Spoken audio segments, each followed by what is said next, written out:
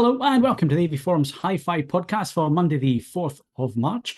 And in this edition, I'm joined by HiFi editor Ed Selley. Good afternoon, Ed. Hello, sir. How are you?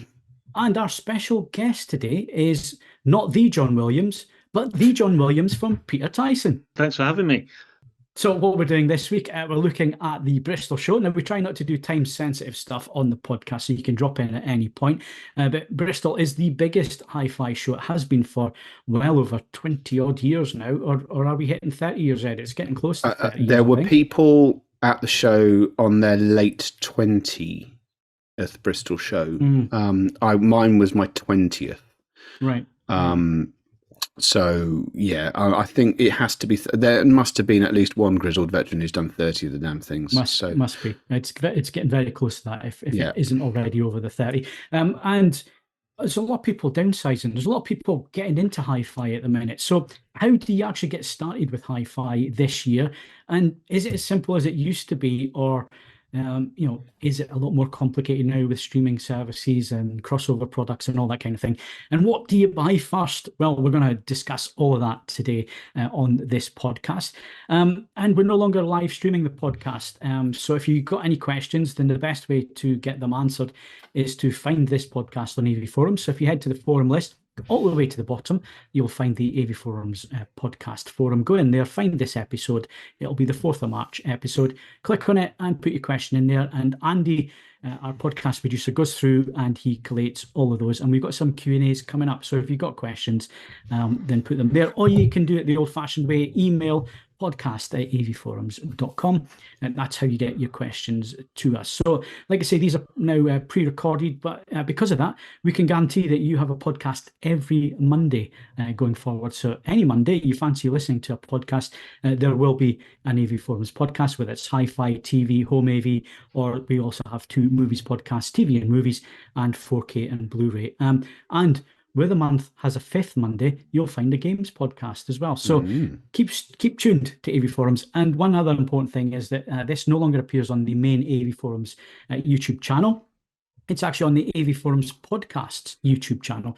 So if you don't want to miss any episodes going forward, then head over there and subscribe to that channel. So who are we? Well, AV Forums is one of the largest AV and hi-fi communities on the interweb. We've been around a very long time. We started in 2000 and the editorial started in 2003.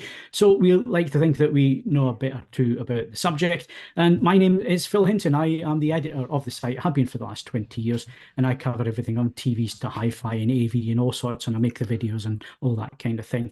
So Ed is also here. Ed's our hi-fi editor, but briefly, just tell us a little bit about yourself, Ed. Yes, I have assumed the role of hi-fi editor for AV Forums, but I lead a fairly sort of varied existence. I am a freelancer as well. I write for a number of other publications, as well as doing consultancy work in the industry, which I've now been resident in for a slightly alarming 23 years. So effectively I have covered multi-channel in the past, but these days I am strictly 2-channel, reflecting the increase in both its importance to AV Forums and the fact that it's sort of come back from the dead in the time that I've been doing this. Just as a very brief aside, for people watching this video, the lighting that I've got going on today is not simply for stylistic purposes. One of the souvenirs I picked up from the Bristol Show is an alarming red and thoroughly unpleasant looking eye. So I've lit myself in such a way that I look less like a John Carpenter prop. So that's why. At least you're not wearing the Phantom of the Opera mask, Ed. Oh mate, if it came to it, I'd go like the bloke in Airwolf, just with one lens blacked out. But I'm hoping not to lose the eye. I've got to be honest, it's not on my list of things to do. Yeah. But in case you're wondering why I look like I do, normally I have a ring light and I can actually light both sides of my face. On this instance, I didn't think that was a terribly good idea. So that's why things are like they are today. Okay, so that's Ed. And like I say, our special guest today is John. John, tell us a little bit about yourself. I'm John, not Peter. I work for Peter Tyson as their digital content manager. So I create and edit all of the YouTube videos and all the social media videos and things for the marketing department. My background, I've done sales and management. I had a 16-year or so career with Bang & Olufsen through various dealerships and roles and other specialist audio brands, and now here I am. Excellent. And if you want to check out the Peter Tyson YouTube channel, go check that out, because you'll see John introducing you to lots of different products. And of course, one of the benefits of being a retailer, John, is that you get these products nice and early, and Oh you can yeah, show them it's off the to people. access. Yeah, it is. I mean, I used to do it for Bang& Olufsen videos, but it's very limited what you can do with that. But now I've got access to all these fantastic brands and all these products. It's absolutely brilliant. Yeah. And if nobody knows Peter Tyson, online business is probably what you know them best for, but they've been around since 1966. So family business, still is a family business, It John. still Is is, that right? absolutely is. Yeah. Yeah, and you'll find everything from entry level white goods, hi-fi TVs, and all that kind of thing, up to, I believe you have a Linn system there that's worth well over Oh 100,000. yeah, I mean, I think we're one of the biggest Linn dealerships in the world. Yeah, we have 360s there. We have the Solo 800 amplifiers that have just come out there. We've got a Newcastle branch as well. They have some really serious hi-fi stuff there. It's a cool place. Yeah. Well, welcome on to the podcast. Thank you. We'll get your expertise and knowledge going ahead today. But before we do all of that, Ed's going to tell us about a current competition that we've got running. Yes, you can win a Valencia Tuscany XL Ultimate Luxury Onyx Cinema Seat. Christ, you don't want to say that too quickly, do you? It's worth over £2,200. We've been provided with this superb prize by Valencia Theatre Seating, and you can win the thing by heading over to avforums.com/competitions to enter. It's open to eligible AV Forums members over 18 who are resident in the UK. So basically, if you're a member and you're not Phil, because he's not allowed to, you can win it. And I've never actually, it's been a while since I've seen one of these for real, but they are serious seats for kicking back. Yeah, so that's all good. We don't have previous winners at the moment. There will be previous winners in the fullness of time, because some competitions have come to an end. But we do have a new patron in Jameen Desai, and Aquadulce, apologies if that's incorrect, has bought us a coffee. So thank you both for coming on board. Yeah, thank you very much for your support, guys. It really is appreciated. One day we may actually create a good podcast. So all your funds and all your support is very generous, and it is welcome. Thank you very much. Right. So before we get into today's subjects, we need to do Q&A. We need to answer some of the questions that were posed from the last podcast, which was the 5th of February.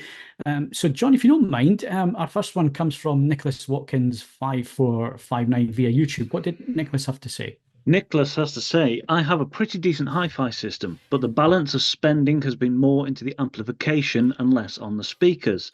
To be fair to the speakers, they have improved greatly with upgraded amplification. I'm just curious, what is Ed's take on the balance of spending on amplification versus speakers? I know somewhere that the speakers are the most important, so I'd be curious to know your thoughts. This feels like an open manhole cover of a question. It really does, doesn't it?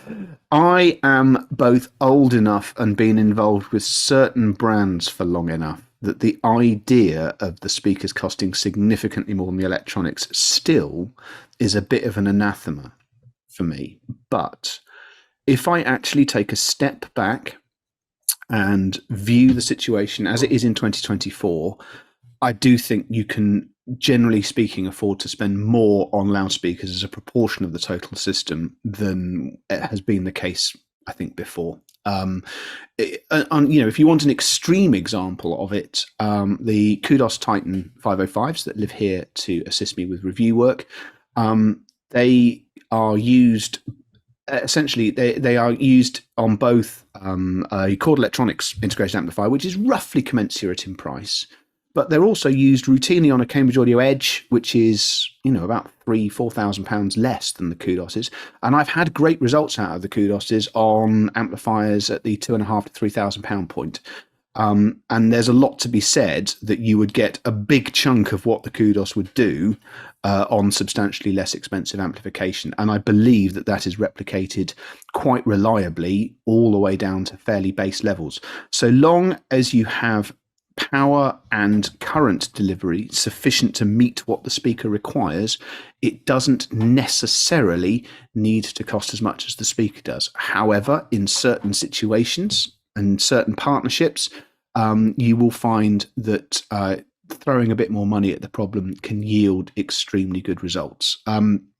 Just going back to Linn for Tyson's.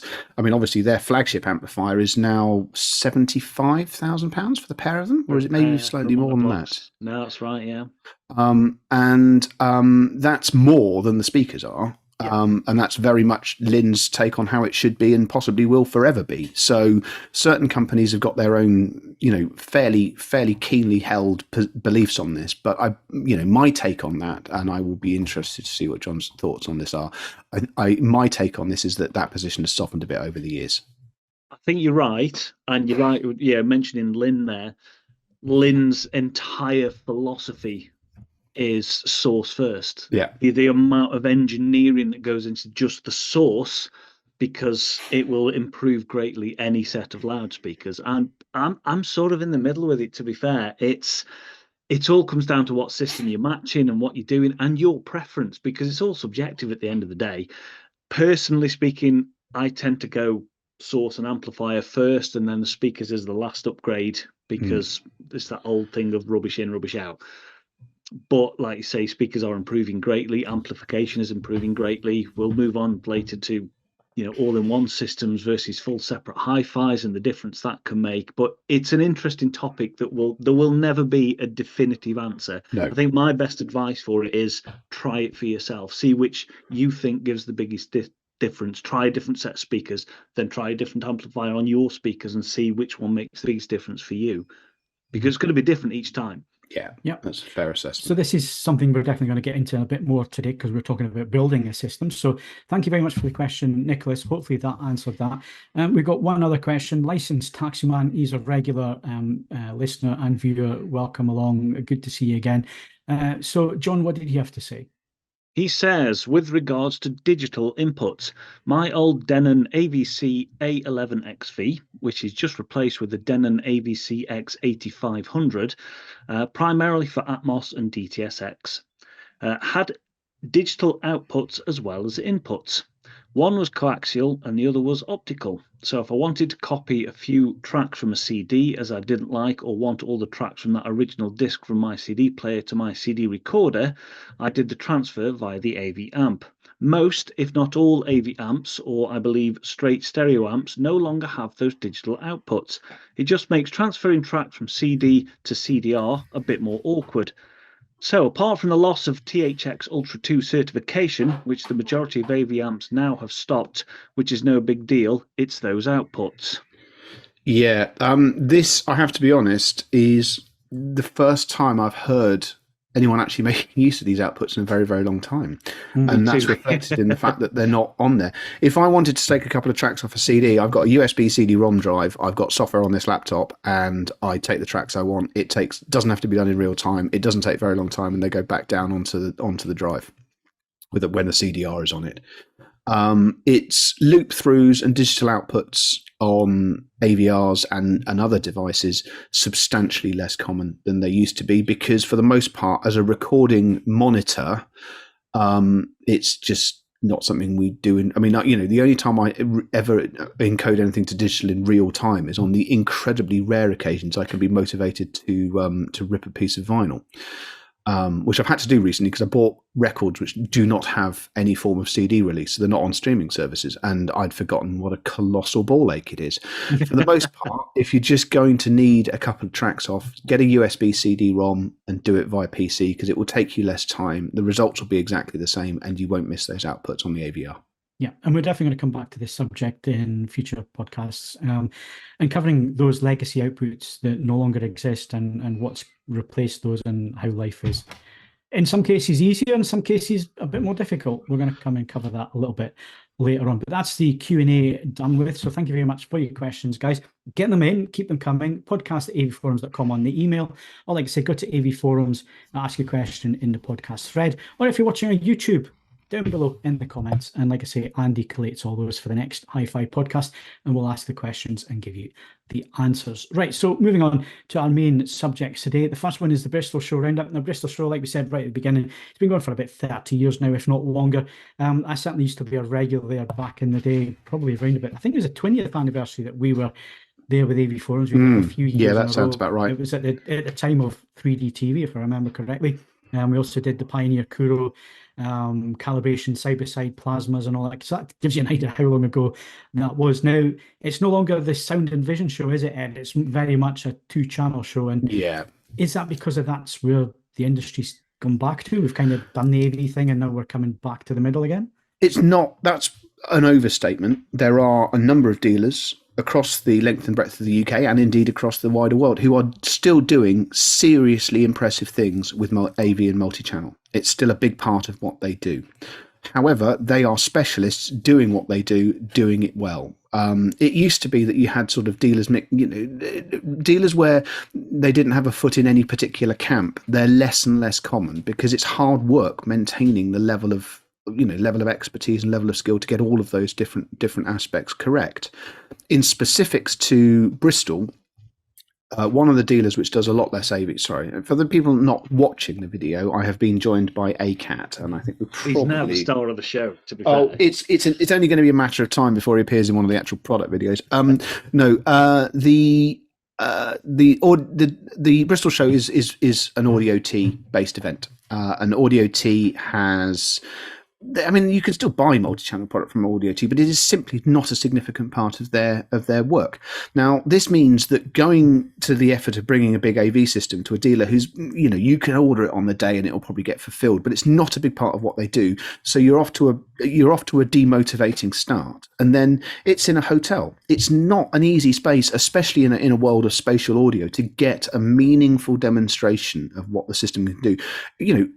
In past years, certain companies have gone to enormous lengths to do it, bringing scaffold rigs so speakers are over the head. And it's an enormous investment in time, money, and something often going bang on the day. So, people have sort of moved away from that, because if you haven't got the demand for it, going to the effort of doing it becomes counterproductive. And as reliable as it always is, there's always a comment in either the preview thread or the show report that there should be a show that really gives AV the treatment it deserves. I don't necessarily disagree with that. I simply don't know where it would be done effectively. And when it comes down to it, if someone made the effort to get that together, all the people who have written in and been saying this over the years, I don't care how far you have to travel. If you want it to happen more than once, you need to go. There's no... And that is the problem with these types of shows and so on. Yeah. So leaving AV to one side, Ed, what were the highlights this year? First, before we do very specific products, the one thing that was interesting was a couple of brands that are usual regulars at the show did not attend. So Bowes & Wilkins didn't attend. Arcam didn't attend, which is very peculiar, because it's not that like Harman didn't attend, because JBL brought some stuff along and had their usual room upstairs on one of the upper floors. And Henley Audio, who do Project, Musical Fidelity, and so on and so forth, they took the decision not to. Their claim is that they don't have anything significantly new that they wanted to show, so we'll take that as it is. With this, the reason I bring this up is it meant that there were certain rooms that have been block booked since time immemorial that became available. Now, one company that did benefit from this enormously, and we've talked about them already on this podcast, was Linn. Linn went from using an upstairs room where they normally take a relative, it's not an inconsequentially expensive system. Linn and bargain basement just doesn't exist. But what they did is they took the opportunities of their 50th year to bring a big system, all the trimmings, the Johnny Ive influenced LP12, the new power amplifiers. It was a full fat spec system in a big room, and it is by far and away the most impressive demonstration of Linn equipment I've had at a show ever. I'll do the superlatives there. I'll give you the definitive. I have not heard a Linn system sound better than that. I mean, don't get me wrong, it was not money you lose down the back of the sofa, but it was exceptionally good. So that was an interesting sort of starting point. I mean, the power amplifiers were new. It's possibly the first time that most of us are ever going to see an LP 1250 in the flesh. It looks jolly nice. I don't necessarily know if it's how I'd spend that money, but anyway. So that was extremely impressive. In terms of new things, a couple of things I think are of great relevance to AV forums. PMC has taken the wraps off active modules for their 25i and 20 series speakers. So they actually work in both the current and the preceding generation of speakers. If you've got the 21, 22, 23 or 24, you can, and I'm using the word you deliberately because you can buy the module and do this yourself. And as a sneak preview, I am negotiating with PMC that when we review a set of these, they will supply them as passive, and I, a man with my fists of ham and very limited mechanical understanding, will endeavour to fit the active modules, and I will report back to you just how well that goes. I believe in you, Ed. Well, I'm glad that somebody does.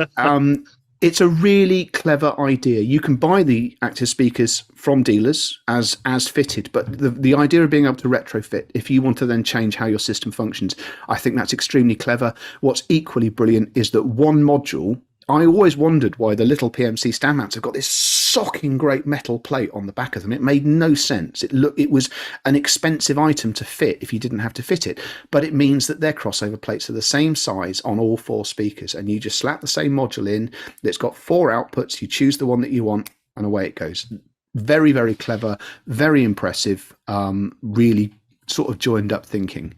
Additional to that, and I stress at this point that the full show report is on the site, so I'm not going to list all of these things. Rega has taken the wraps off a new flagship pre-power amplifier. It looks absolutely superb. It's going to be about £6,000 a box, so not giving it away, but in the context of where we are in pricing in 2024, it's not unreasonably priced. That looked fantastic. They also have a new top of the range moving magnet cartridge, and I have every suspicion that they're going to sell bucket loads of them when that goes on sale next year. There's a new Epos speaker, smaller than the one that we awarded an Editor's Choice badge to. We awarded the Editor's Choice badge to the ES14. This is the 8. It's almost a cube in shape, and you could argue it's not the prettiest thing at the show, but my word, it sounded absolutely brilliant. So that's all good. I'm going to embarrass myself now by actually briefly looking at my show report to make sure I don't actually miss things that I consider to be genuinely important. That's a must, Ed, because when you do shows like Bristol or CES, you have to keep your memory ticking over, because you see that much stuff, and I mean, there was actually an AV product, singular. Optoma launched the UHZ55 4K projector with HDR10 and HLG, 3000 lumens of brightness, and 3 HDMI 2.0 connectors. I had a brief demonstration of this, and on the understanding that I am not I am as far removed from an expert in this as you can imagine, I thought it looked pretty decent for a £2,000 projector. And I'm hoping that it will be reviewed on the site, because I'll be interested to see how far adrift I actually turned out to be. These machines are great. The little laser projectors these days, you can't go wrong at that kind of price point. I mean, you're not getting Sony and JVC levels of picture quality. No. But you're not paying their money. Don't think you're getting that, but you're not paying that type of money. You're not paying, over £5,000. You're paying half of that or less. And these little projectors set up in a fairly dark room. Get yourself a screen. If you're ever going to get a projector, don't point it at a white wall. Yeah. You lose so much contrast. But absolutely, with a screen and one of these little projectors, they do a fantastic job. They look great. They really do. It did look very decent. In terms of other things, both looking and sounding very decent, where's it gone? Wharfedale released the Super Denton, brilliant name for anything, a £995 three-way stand mount in retro aesthetic. And do you know what? It sounded genuinely lovely at the show. So I've asked to have a look at those. Hegel, which is not a brand that we've looked at up until this point, but I think we're going to change that, because they launched the 190V, £3,250. That sounded magnificent. And the connections on the back of it does an awful lot for your £3,250. So that was extremely impressive. And I fully intend to get one in as soon as I can get one. And then the other thing, completely different, and I think it possibly falls outside the sort of thing that we might look at on the site because it's over £40,000. But Harbeth is not a company I normally associate with blistering, cutting-edge modernity. But they brought along something called the NLE. It's called New Listening Experience. And it's a very classic Harbeth design. It's a big stand mount, a big three-way stand mount, but it looks more 21st century than most Harbeth things, but that's not the clever bit. The crossovers are outside the speakers, and it's a full, absolutely customizable DSP-based crossover system. It's so customizable that at the show, as I say, it's a three-way, and they were running it with Class D amps for the bass, larger quad valve monoblocks for the mid-range, and then smaller quad valve monoblocks for the treble. Now, all of those have got completely different gain ramps and all the rest of it. The DSP was working it all out, making sure that everything just went at the same rate and worked as a seamless set of speakers. It sounded magnificent. And then they were showing what you can do to customize the performance to respond to older, more bass light recordings and so on and so forth. It is, there's a group of youth members on the forum who are very big into their DSP and their EQ. This is a tremendously expensive system. There's no getting around it. But my word, it is one of the most convincing demonstrations of it that I've had. Really, very, very impressive indeed. If people listening to this would like me to try and stick my hand up and see if Harbeth is prepared to send one, we can talk about it. It's a little bit outside where we'd normally go, but the technology is sufficiently interesting that there could well be an argument for it. So we'll see how that unfurls across the year. It's a real glimpse of the future from a company where, without any disrespect to what they do, they make sensational loudspeakers. I didn't think that this is where they would go, and neither did I think they would do it as well as they have. It was a real unexpected highlight of the show. Muted, Phil. It's me muting again. Right, so it is amazing when that happens, Ed, and it happens, once a year at these types of shows. You will stumble across a product and you just think, wow, isn't that just something? Canvas HiFi for me this year at CES, and I've actually got it in for review now, and I've been sitting blown away because it uses DSP signal processing, uses back 3D processing. Phenomenal what that is capable of doing just from a 55-inch wide fat looking soundbar at the end of the day. It's fantastic. So good to hear that, Ed. So was that everything we need to know? Yeah, I mean, essentially, there's more items on the show report itself, and I've shot some ham-fisted video, which may or may not either accompany this bit of podcast, if for those who are watching, or we'll work it out, or if we turn it into a short. It's fair to say that there's a number of other products that I have, got lined up for the site as a result of seeing them at Bristol. But it's not so much. Some of them, it's they've been a long time in gestation. We actually talked about them the year before, and they're ready now. And other ones, I don't want to spoil the surprise. So we have got some other things coming. It should be a busy year. The one thing I will say, just the final point on Bristol, because I think it possibly, if I'm doing semi-professional here, segues into where we're going for the next topic.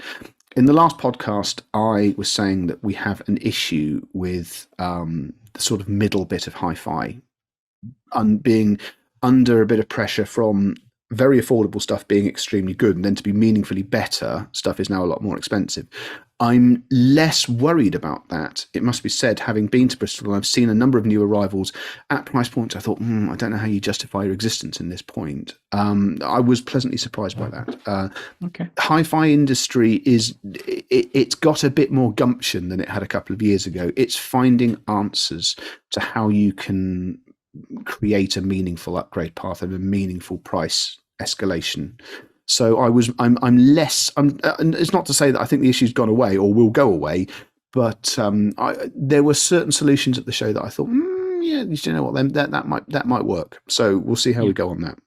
No, and I think we're going to touch on that right now, because our next subject is: are you new to HiFi, or do you have a big system and you're looking to downsize, or do you have a big home cinema and you're thinking more about your living space and so on? Do you downsize that to a 2-channel system or something similar? And of course, Ed, we discussed this last time out. A lot of crossover products now. And yes. John, you'll see this happening as well. Yeah. A lot of products now coming on that you can connect your HDMI-ARC port to your TV, but you also your turntable and streamers and all sorts, and you can actually build a really, really futuristic or vinyl or both together system, and have something that you didn't have a few years ago, or options that you didn't have a few years ago. So when are we with HiFi in 2024, John?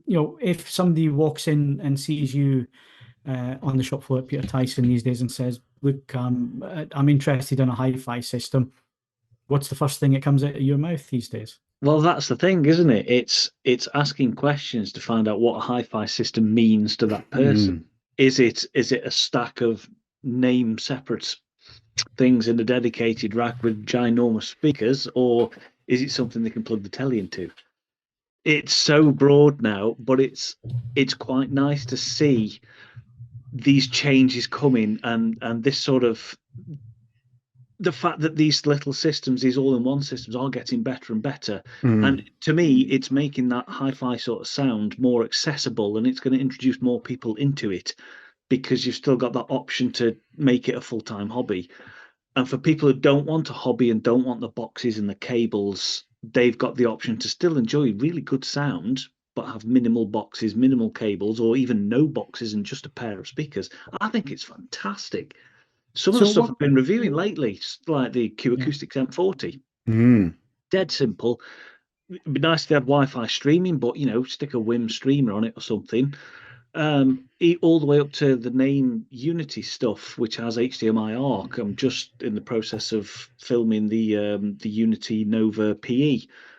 It's absolutely fantastic bit of kit, and it just shows how far up these one box systems can go, from quite really cheap from a WIM amplifier up to a name Unity Nova PE. And it's where do you cross over? And it's what sort of person is going to go from one box, and is it best to go one box, or is it best to go full separate? So from your experience then, John, working on the shop floor sometimes, what is the general trends that you're seeing in terms of hi-fi before we get into how people are building systems? What is the trend that you're seeing? I tend to see, sort of anecdotally, I suppose, I tend to see that people who already have separates hi-fi will keep buying separates hi-fi. People who are new into it are often open. They will try an all-in-one. The small name units like the Atom HDMI, absolutely brilliant. You can stick a really decent pair of speakers on it, and you've got a very, very good hi-fi. So it seems, it's all about asking the customer what they expect from the audio system. Some people are dead against boxes. Some people don't mind and want that traditional hi-fi. I think my advice would be, if you are looking to get into hi-fi and take it as a serious hobby, you consider yourself an audiophile, you see this being a long-term thing, I think long-term, it's probably better to go down that separates route, because you've got an upgrade path, you can upgrade components in sections, you're not tied to one box that will inevitably outdate at some point. If you don't care about that, it's not a hobby, you don't want that upgrade path, you don't want to sink a load of money into hi-fi, you just want something that's simple and small and sounds good, then an all-in-one system might be the path for you. Yeah, cool. So let's get into the subject then, Ed. We've had what John experiences with consumers and so on, but from your point of view, you get to play with all this stuff from 199 quid upwards, and some of the budget stuff that is really, really good. And you've just alluded to it, the budget stuff is so good nowadays that the middle of the market's really, really struggling to compete. Yeah, I mean, finding a compelling argument to buy a more expensive streamer than the current WIM Pro Plus, basically awesome. To meaningfully better that, I stand by what I've said in various reviews, that you really need to be looking at something like an Eversolo at £750 over the £220 of the WIM. That is repeated in microcosm across all manner of bits of digital source equipment, and to a lesser extent some amplification as well. One thing that is very, very interesting, and John touched on this, when you reach certain brands and certain price points, they essentially make all-in-one systems. But the one thing they won't do, because they actually want to sell them, is call them all-in-one systems. Yeah. You will find streaming amplifiers and smart amplifiers and things like that. And they're all in every single detail. They are all-in-one systems. I've got one at the moment from an American brand. It's £8,000 and it's a streaming amplifier, except it's not. It's a completely self-contained all-in-one system. But as they want to sell it to people, they call it a streaming amplifier. So all-in-ones actually find their way in all sorts of categories. You just don't know that they're there because they're not called that. NAD's another company that's particularly good at this. They don't make all-in-one systems. They make streaming amplifiers and so on and so forth. So even when, and I completely agree with Jonathan, if you do think you're in this for the long haul, and a small amount of additional outlay at the beginning buys you the means to change and evolve your system to suit your needs and budget in a way that the one-stops simply cannot do. But even allowing for that, you don't necessarily need to split everything into boxes in the way that it used to be. I mean, a classic case in point is the number of integrated amplifiers, which even if they don't have full streaming on board, they have a decent digital board on board, and you can stick a £90 Wim Mini on them to get cracking as the actual streaming front end, take an optical signal out, and it will get you up and running. And that allows you to put your money where it matters. Yes. The thing that's going to make this hard for people in shops, be it Peter Tyson's, be it another shop in the UK, is that if you are simply looking in the here and now, you're thinking, I just don't have that much money. The one stops are so compelling. The one area where I think I'm probably going to end up doing at least one set a month for this entire year, the powered speaker undertaking. You mentioned the Q Acoustics M40. That's a classic case in point. I've got the Triangle Borea updated version now with HDMI-ARC and USB on it. 650 quid. For £650, I can't build you a separate system for £650 that does as much as the Triangle as well as the Triangle does. To actually split those roles and responsibilities, even allowing for incredibly well-priced equipment like the Wim amp and stuff like that, is still going to end up costing more than £650. There's no getting around it. But if you have split it, your ability to change it in the future is tremendously simplified. If you've got the Triangle, you've got the Triangle. If you want to upgrade, you have to sell it and start again. Yes. It really depends on how you see the next few years going. And in the current climate, I fully understand when a number of people go, do you know what, I'd love to have that upgradability in the future, but here and now, right now, with my tanks of fuel costing umpteen pounds more than they used to and so on and so forth, I'm afraid I'm going to stick as it is. You aren't missing out in the immediate term. The level of performance they offer is sensational. All you're thinking about is that future part. So let's split this into two camps then. We've identified two areas of the market. We've identified separates and taking it seriously and building a system over probably your lifetime. If that's your thing, if that's what you want to do, you've decided, maybe your 7.1 system's not for you anymore. You want to seriously get into 2-channel, or you're new to it and you think, I love my music so much, I want to go down that route. So we'll talk about that in a little bit. Let's come to the here and now. Like you say, somebody walking in or looking online, first of all, and they want a good audio system for the home. There's so much out there in terms of smart speakers and all the rest of it, but they want some quality hi-fi or some quality music. What are we telling them at this moment in time in the marketplace? What are the products they should be thinking about, and what is important at the minute in terms of sources? Because we'll get back to the Linn philosophy, because I think it's an important sort of philosophy. The source is important. What is it that you want to play first of all, and then how are we going to take care of that, Ed? There is one thing that doesn't necessarily fit neatly into either of those points, but to me is absolutely vital to maximize your performance. If you have the space to do so, a system that is a genuine stereo system where the sound comes from two distinct points will almost exclusively outperform a system where the sound comes from a single point.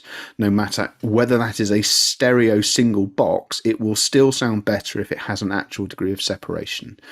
It takes up a little bit more room. It's a little bit less elegant in terms of cabling, but if you can have a stereo pair of something, it's always going to sound better than the one box. This is no shade on the one box manufacturers. I've tested some superb ones. I'm not going to tell you for a second that a Name Muso 2 or a Sonos Faber Omnia doesn't sound good, because it does.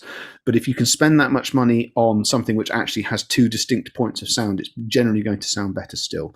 That is if there's one thing that you can ensure that you don't compromise on to get a genuinely satisfying sound, for me, that's the one. If you can get something that actually works in stereo, you're going to get a better result out of it. You can't fight physics.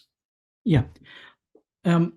It's an interesting one, Ed, because I hadn't actually considered that. I thought we were talking about, two channel and so on. But you're right. There's a huge market out there. I mean, I've got one sitting behind me here. I've got it's an LG. They call it LG Boom. They really don't do themselves any favor calling it. No, they don't. I agree with that. That's awful name. Absolutely brilliant.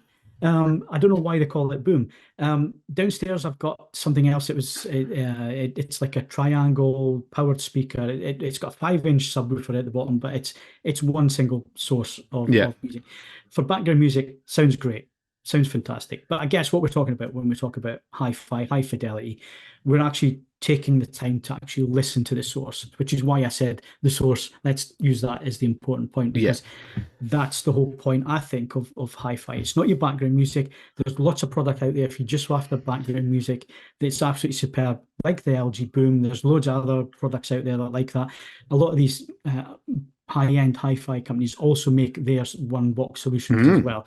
If that's what you want, then great. But I think just to narrow down what we're actually talking about here when we say we're building a hi-fi system, we're talking about a source and two speakers or 2 points of sound. So yeah, that's well pointed out. So coming back to my original point, Ed, where do we start with this? For that consumer who doesn't want to go down the separates route, is looking for a solution now that's going to get them, really, really good quality. What's the source? What's the important source? And how do we achieve that? They need to be honest with themselves. Do they own any music? Let's face it, an awful lot of people don't. If you don't, you need to find something that supports the streaming service of your choice in a manner in which you are comfortable using it day in, day out. Do you want to attach a television? Most people do. If you do, I've said it before and I will say it again, there is absolutely no performance difference between HDMI-ARC and optical in stereo terms. Can be very clear about this. Multi-channel is a different fish. So all that you're doing is HDMI-ARC just makes it much more convenient to live with. In terms of actually using it on a day in, day out basis, it's worth its weight and worth any increment in cost a dozen times over. So if you are going to be connecting your television, something with HDMI-ARC, and just check that it plays nice with the brand of television that you own. For the most part, most wrinkles have been ironed out, but it's telling that my comparatively steam-powered B8 LG OLED still occasionally doesn't get on very well with certain specific HDMI-ARC implementations. And there will be televisions of that vintage out there. So just, if you can check it, do try and do so. But those are your core functionality in 2024. If you have your own music ripped to a NAS drive, you'll want that streaming platform to extend to an app which can navigate your music collection in a manner that doesn't make you cry.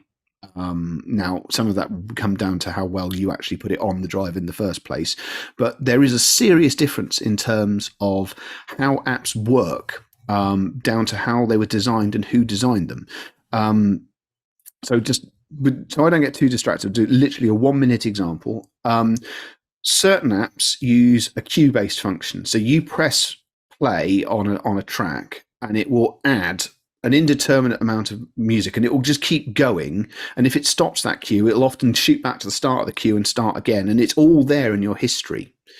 Other ones behave like CD players. If you select an album, start track 3, it'll just play track 3 to the end, the rest of the album, then stop and wait for further instructions, which is by my personal preference what I prefer. But many people much prefer the queue system where it will keep going, keep making noise until such time as you tell it not to. You've got to decide which one of those you want, because if you don't want a queue system and it has one, it will drive you spare. If you do want it to keep playing music no matter what and it just stops every time it's reached the end of an album, that's going to annoy you as well. Even before you start listening to how things sound, what it looks like in your room and things like that, make sure that you can live with the functionality and it works exactly exactly as how you want it to do so, because it's not a given that everything is the same. Even in 2024, there is a huge variation in how things work. Make sure, this is where John and his colleagues at Peter Tyson are worth their weight, because they will know all of these apps and they will be able to tell you what's going to work well for you and what isn't going to work well for you. I mean, to the extent where the Linn app and the Name app, these are seriously expensive systems. They work in quite considerably different ways. And I'm team Name. I much prefer the Name app to the Linn app, but there are people whose opinions I don't disregard out of hand who are completely on the other side of it. It is as subjective as how they sound. Make sure that you have the functionality will be almost certainly streaming in 2024. There are some CD player and holdouts, and we'll deal with vinyl another time. But you've got to make sure that as well as having the spec it wants, you want, it works in the way that you want it to. Non-negotiable. Okay, John, do you want to pick up any points? Yeah, that's a good point, and that, like you say, Ed, that's part of the advantage of going to a physical store and experiencing this for yourself. Get the app, let the salesman or sales lady show you the app, use it for yourself, listen to your music, try your stuff. It's all very well and good you coming in and I'll play you some tracks that sound fabulous on a pair of speakers, but if you don't listen to that, you're not going to listen to my music at home. You're going to listen to yours. Listen to your stuff, use the app yourself, and see if you like it and how it works. That's a really good point by Ed. And just trying it yourself is the way to go. My sort of process when I was on sales was very much led by the customer. It was, how do you listen to your music now? Or what sort of system have you got? What room is it going in? With the three main sort of questions. And it'd be very much led by the customer. If a customer's got a big vinyl collection, they still like physical media, still like CDs, I'm going to lean more towards the separates route. If it's purely Spotify, separates may not be the best, but I will take them on that journey from an all-in-one, and this is the advantage of separates, and see where they lie. It's very much led by the customer for me, and I'll try and help them make the right decision and not make any wrong ones. But do you get a case of people who come in and they have no opinion one way or the other? They're looking for guidance and so on. And if that's the case, taking on for where Ed is with the all-in-one systems, and they just want that quick hit, what journey are you actually taking them on, John? What is it that you're looking at and recommending to them? I would show examples of both, I think. And it's like when you get up to, there is that crossover pointed price. It's like the Sonos Faber Duettos come to mind. I think they're about £3,500, which is a lot for a pair of active powered all-in-one speakers with ARC and all the rest of it. You can get a very good separate system for that sort of money. So that's where it becomes tricky on what that really comes down to customer preference and which one you want to do. Personally, I would lean separates, but I do absolutely adore the Sonos Fabers. They're beautifully made, they sound good. So again, it's got to be led by what you want to see in your living room. And there's absolutely no point lying to the dealer to impress them. No, you've then got to you've got to then spend thousands of pounds and live with your bragging. So be honest. If you want to listen to high energy dance music, do not, okay, if it sounds magnificent listening to Blue Note jazz albums, that's great. But if you then come home and don't play Blue Note jazz albums on it, all you've done is sort of backed yourself into a corner. Be candid. And I think this is a subject for a future podcast, and look out for that podcast, because we are going to talk about. It was a sketch a number of years ago. Was it not the 9 o'clock news? Yes, gramophone sketch. Sketch, and still a painfully accurate representation of it. It's really Ed, because I don't spend a lot of time going into hi-fi dealers now and so on. But I think it's something we've got to come back to, because there is still that stigma attached to it. If you don't know about the subject, are you being sold something you don't need, and so on? And it'd be great to get John's input on that as well, and maybe some of his colleagues as well, and maybe speak to the industry at large. What is it that, is it still such a male dominated industry as well? And when somebody's looking for a good hi-fi system, are they put off by traditional sales and so on? Is that why online's more appealing and so on? But some really good points made up to now. I guess just to wrap this one up and try and come to some conclusions at the end of the day.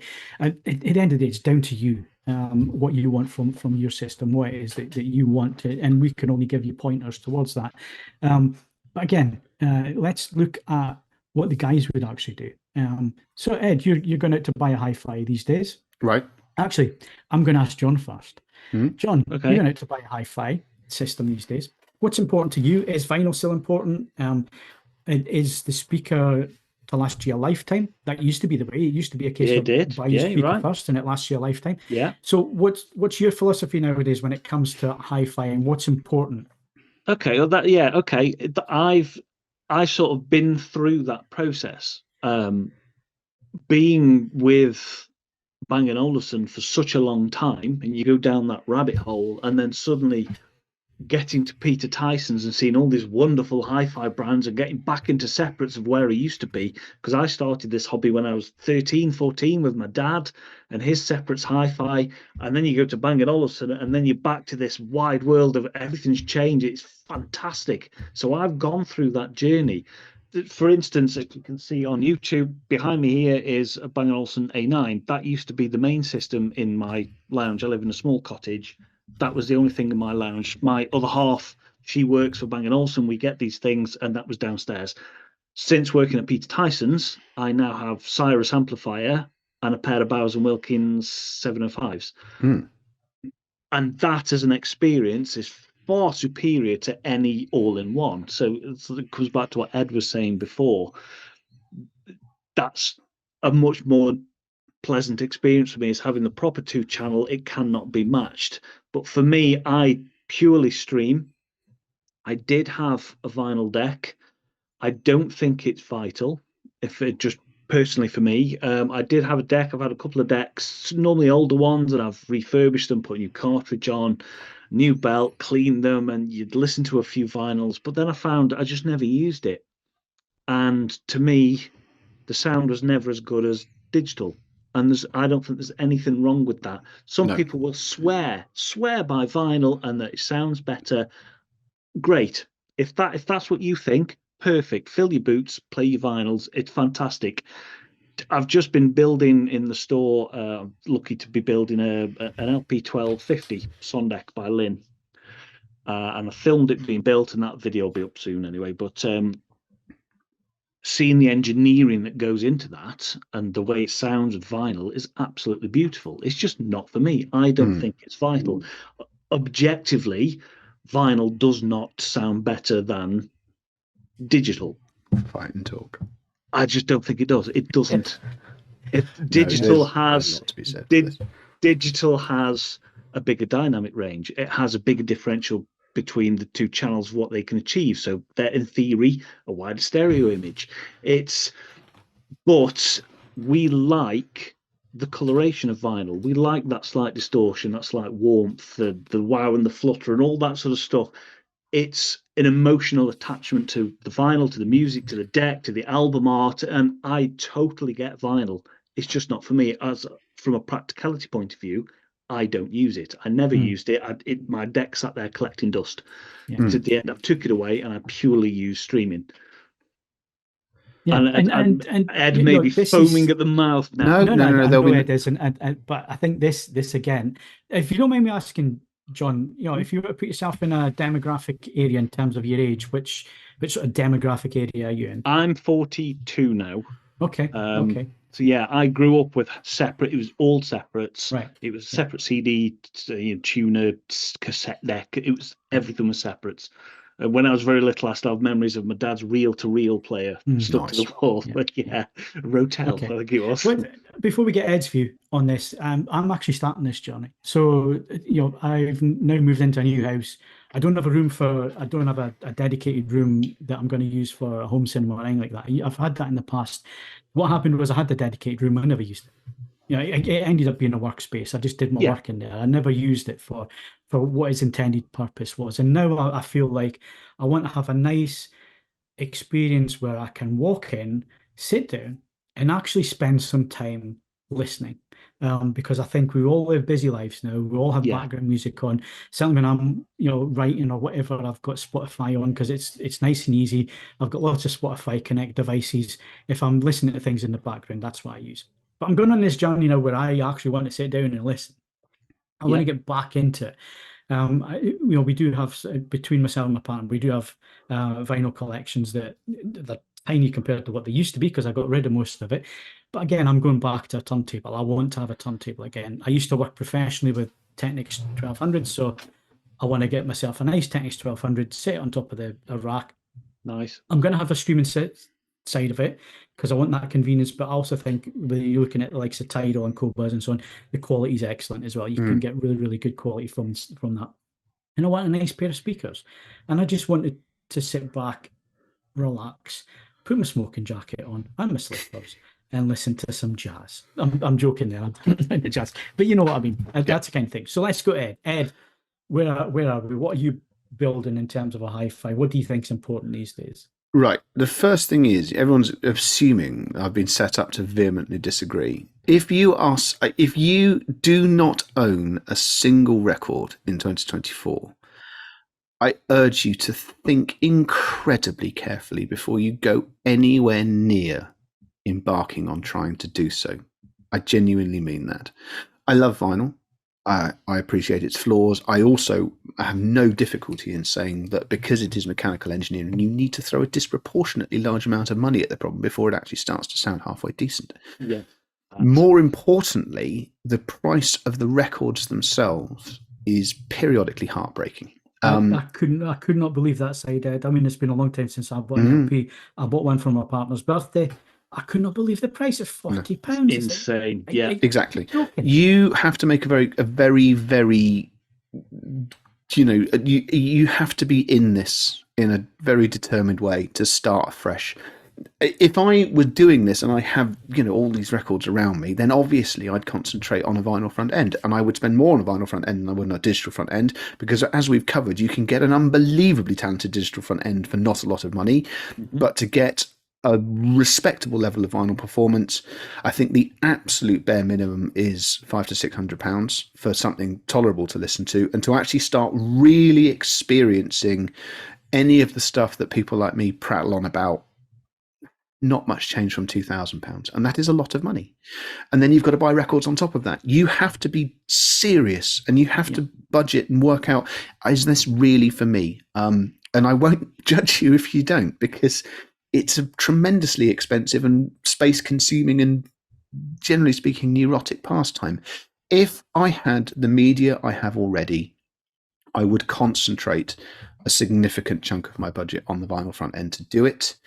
Going back to the question asked right at the start of this podcast, I'd be confident enough just pulling something out of the air. For example, partnering our product of the year last year, a Rega LX Mark IV, with our product of the year 2022, a Neat Petite Classic. So the LX is £1,300, the Neat is £2,000, for example. A proportion like that to me is going to work across a number of different brands perfectly well. I'd be spending a bit more on my speakers than I was on my amplifier in this day and age, but it not massively disproportionately so.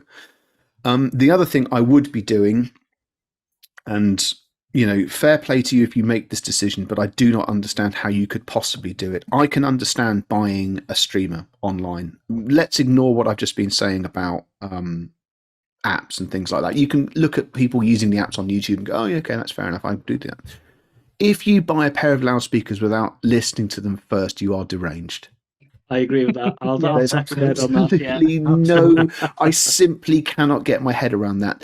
Even two brilliantly engineered, measurement-based, engineering-focused designs can sound wildly different and present in a totally different way.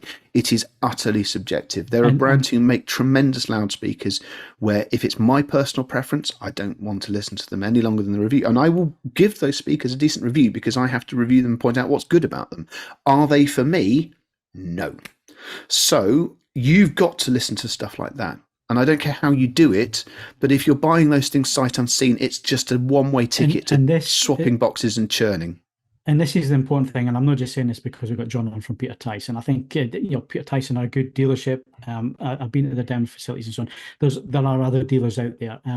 This is not solely about Peter Tyson, but this is where finding yourself a good dealer pays dividends. Go and spend some time with the dealer, and if they're worth their salt, they will loan you the kit to take home. You narrow your list down to what it is that you want, or what it is you think you want. A good dealer, well, they'll take your credit card details. There's trust and there's trust. Yeah. But, yeah. Dealer worth of salt. They're going to bring it round to you. They're going to set it up. They're going to give you a few days to think, crack on, see what you think. If it's for you, great. We'll zap your card and transaction done. If not, let's see what else there is. And that's how you build your relationship with your dealer, but it's also how you then get to know what it is that you're actually looking for. And again, the number one thing that's going to change the sound in any system is your room. Correct. It doesn't matter how much money you throw at the problem. If the room's not good, it's never going to sound good. And again, that's another reason to build a relationship with a dealer and to have that. We're lucky, me and Ed, and John as well, because we get to take kit. We get kit here for a few weeks. We get to see how it performs in a space. We know our spaces because we've lived with them for such a long time. We know what's good and what's bad and so on. If you're just out there buying a system, it's not so easy. Take Ed's advice and listen to what Ed's saying in his reviews and so on. Go to the dealer, speak to John, see what he's saying, or any dealer around the country. They're all some really, really good dealers out there, and start building up your knowledge pool of what it is that you're actually looking for, and what you can bring to it, and what you can get from a dealer, what you can get from reviews in terms of pointers. That's what we're here for. We're not here as reviewers to tell you what to buy. No. We're here to point out these are great products. If you like this use case and this is what you're looking for, these products could fit that. Go have a look at them, go search them out, go find a dealer that's got them, and so on. So sorry to jump in there, Ed, but I just thought that was a... No, it's as I say, that we live in an age where you can buy all sorts of things. And if you live in far-flung corners of the UK, it's a lifesaver. And there are, of course, you are protected and you have returns and so on and so forth. It just becomes a gigantic faff, though. If you have the opportunity to listen to the damn thing, and at least, get hands-on with it, see what it behaves, see how... And turntables are barely less guilty of this as well. And also, turntables really are something you want to get hands-on with because, for example,